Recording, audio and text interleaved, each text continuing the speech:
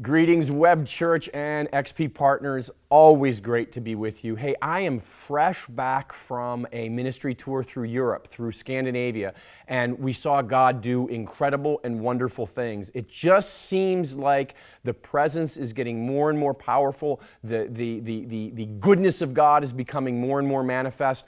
We're seeing multiplication, we're seeing increase, we're seeing acceleration, and you're going to see it too because you're a part of our ministry and our family. So what we're seeing out on the road, you're going to see in your lives. And I want to remind you that coming up next month in November is our Women on the Front Lines regional event right here in Phoenix that's revived, refreshed, and refired. Come join us for this event. It's going to be powerful. The Women on the Front Lines events are always some of the most powerful events that we do. And I specifically want to invite you men out there. Don't be afraid. Be encouraged. I have to tell you, our Women on the Front Line events are my favorite events that we do. There's such an anointing. There's such revelation. There's so much presence. I love them. I've gotten blessed and blasted at every single one of them. So men come out, women come out. Join us for Women on the Front Lines. Come and be a part of what God's doing here in Phoenix and then take it home to where you are. I was recently over in Europe and actually on a train between Hudiksvall and Stockholm. The Lord spoke to me and this is what He said. He said, tell my people that the long-awaited for promises of God that they've given up on, I haven't. And I was so blown away when I heard this. It was such an encouragement because all of a sudden things popped up in my head of things I was no longer pressing in for, promises of God I was no longer pressing in for. And I thought, oh my gosh, I don't know that I gave up on them, but I certainly put a bunch on the shelf. And I got really excited about how God was going to begin to break forth on my behalf and on behalf of the body. But then even as I was thinking this, I could hear the Lord whispering to my heart, and He was saying, it's not that I'm going to begin to break forth. I never stop breaking forth. And He started teaching me about sometimes what happens when we get disappointed and we start to give up. And it's often based on us looking at ourselves instead of Him. You know, how many of us can say that we haven't walked out the promises of God? We haven't walked out our path perfectly. And we'll start to focus on that. We'll start to get discouraged and we'll start giving up because we start looking at our ability to do something as opposed to God's ability to do it. And as I was meditating on this, God brought to mind the story of Peter in John 21. Now, let me give you a quick context. You all know that Peter has denied Christ 3 times in the courtyard, and he runs. We read in Luke that he runs from the courtyard weeping bitterly. Peter's just broken by this. He's so broken by it that he's now given up on everything. Nothing's gone the way that Peter expected it would. And so he ends up denying Christ because he's afraid of getting arrested and scourged and everything that's going on with Christ. He's afraid it's going to happen to him. He denies Christ. He turns away from his calling. He turns away from the promises of God. He turns his back on everything he's been laboring with God for, with Jesus for the last 3 years. And the next time we see him basically is he's given up on everything, he's turned his back on his calling and on ministry, and he's gone back to fishing. In the beginning of John 21, he actually says to the other disciples, I'm going fishing. In other words, he's saying, I'm done with this. I'm done with being confused. I'm done with not understanding. I'm done with walking things out imperfectly. I'm done. I'm going back to fishing. And we know that's what he did before he was called. So he's turned his back on his calling. He's gone back to what he was doing before Jesus ever showed up. And he's so messed up by everything that's happened. Even though he's gone back to the family business that he's been good at his whole life, he now can't even catch fish. The risen Lord shows up in John 21. They don't recognize him yet, but it's the risen Lord. He says, hey, how's the fishing going? And they say, we haven't caught anything. And he says, well, why don't you throw your net out on the other side of the boat? And when they do, they bring in one of the greatest hauls of fish they've ever seen. All of a sudden, they realize that this is Jesus. It's their Jesus, the risen Lord. And Peter goes jumping in the water, swims to shore, and he has this incredible encounter with Jesus over lunch. And I want to read this to you. It's out of John 21, verses 15 through 19, and this is what it says. After the meal, Jesus said to Simon Peter, Simon, son of John, do you love me more than these? Yes, Lord, Peter replied. You know I love you.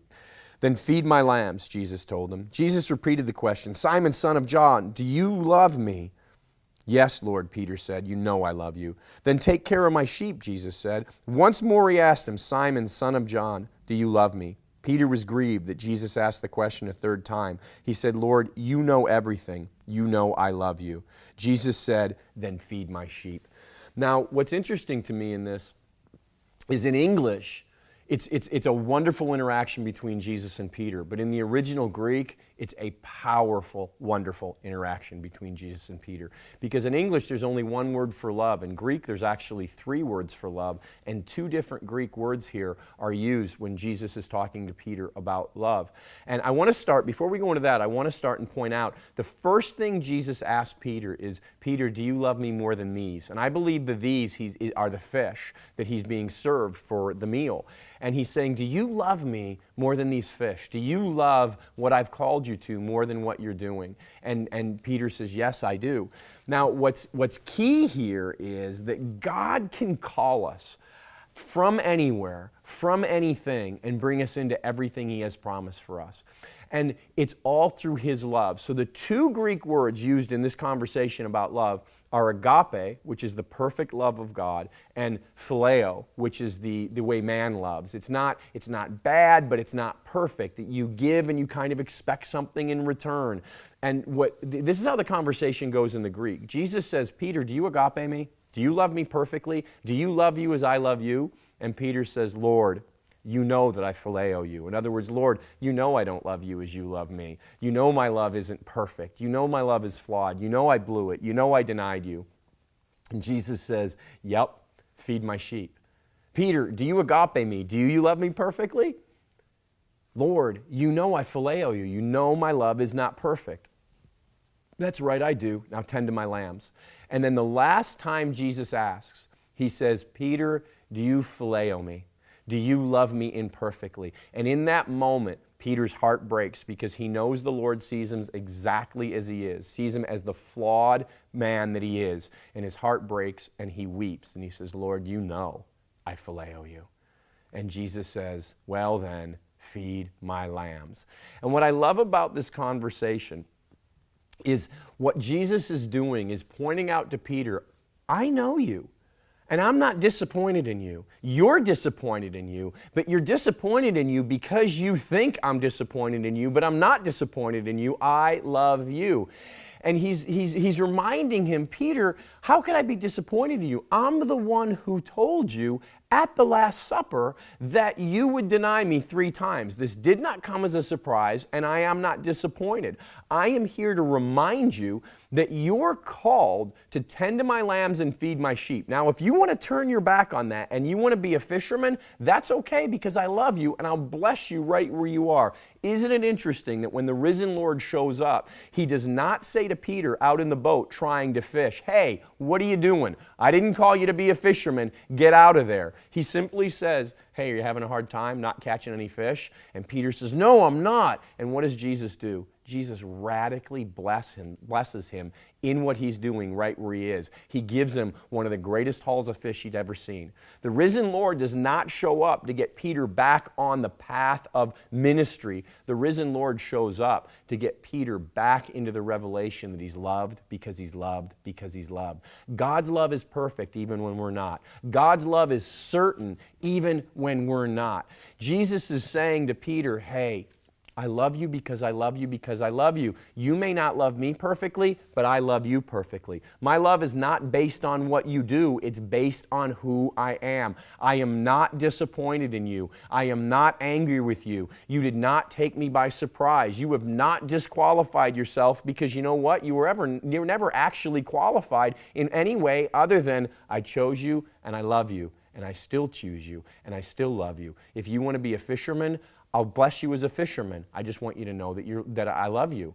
If you want to step back into the ministry call in your life, I'll bless you because I love you. I just want you to know that I love you. It's not about how you perform. It's not about what you do. It's about what I did for you, and in that, the certainty of my love that will fuel you, carry you, equip you, and empower you to step into everything I have for you. Jesus wanted Peter to know that we can't do the works of God. We can't answer the call of God in our own strength. Peter tried that, didn't he? And he failed miserably. He got scared. He got aware of his own humanity, and he got afraid for himself. He got thinking about himself. He got focused on himself. What if I get arrested? What if I get beaten? What if I get scourged? What if I get sent to the cross? I don't want any of that. I don't know him. I don't know him. I don't know him. So Jesus shows up to say, hey, I know you blew it. I told you you'd blow it. But don't be disappointed in yourself. I'm not disappointed. Be convicted, yes, but don't be condemned. I want you to be convicted because in that conviction, I want you to recognize that you can't do what I called you to in your own strength. But here's the good news of the gospel. You don't have to. We don't do what God has called us to in our own strength. We do it in His strength. We don't do what God has called us to earn His love or to get His love. We know we're loved, and in that love, we step out into what we've been called to. Peter gets that revelation, and he begins his journey to becoming the fulfillment of all the promises over his life, and we see him step into that in the book of Acts. I want you to know whatever you've been through, whatever you've done well, whatever you've done poorly, whatever you've absolutely tripped and stumbled over, the calling of God on your life has not changed. The promises of God have not changed. He has them all waiting for you. If you've gotten discouraged and you've gotten disappointed, what you need to do is sit down, focus on your Jesus, and remember that He loves you no matter what. You haven't disqualified yourself. Your only qualification is in Him. You're still in Him. You haven't stepped out of what He has for you permanently because He is your door. He is your way. You just focus back in on Him, step back into Him, and you're immediately back into your calling. Just like Peter, the Lord wants you to know this. His plans for you haven't changed. His promises and callings are right there. So take time this week to focus on Him, let Him pour His love out on you, and get excited about the things of God again because they're about to break through in your life. The promises of God that even you've given up on, He hasn't, and you're going to see Him come forth.